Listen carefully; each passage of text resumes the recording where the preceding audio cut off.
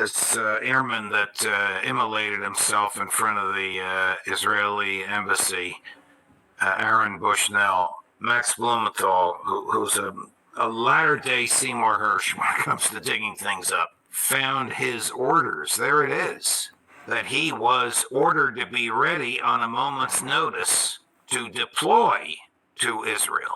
And it was, listen, I don't defend suicide, I don't defend what he did, but the American people need to understand it, and the media needs to address it.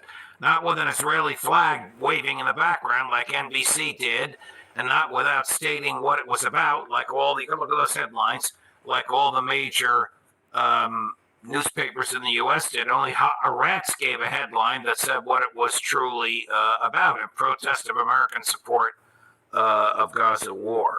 But the American public needs to know what we didn't know until Max reported this a few hours ago. Speaking of media narratives, how many of you knew that months ago there was a pro-Palestine protester that self-immolated outside Atlanta's Israeli consulate? Not only was this story pretty much buried, I can't even find the identity of the person who did it, but watch how news outlets that did report on it completely spin what happened to make Israel the victim. The Israeli consulate, in a statement, saying in part, "It is tragic to see the hate and incitement toward Israel expressed in such a horrific way. The sanctity of life is our highest value. Our prayers are with the security officer who was injured while trying to prevent this tragic act."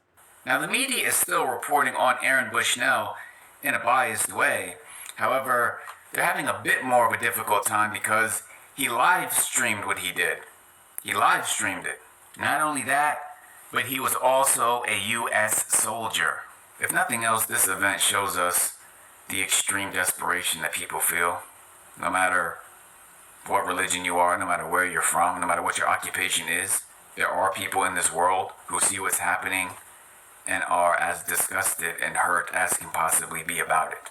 However, I think it is important to say none of us should harm ourselves. None of us should hurt ourselves to try to protest, to try to reach the hearts of those whose hearts are hard and impenetrable. We make dua to Allah to save our brothers and sisters, and we know that a day is coming. This life is short, but the hereafter is everlasting. So may Allah grant our brothers and sisters who are being oppressed the best of the hereafter. May Allah make it easy for them. May Allah save them. And may Allah forgive all of us for our shortcomings. Ameen.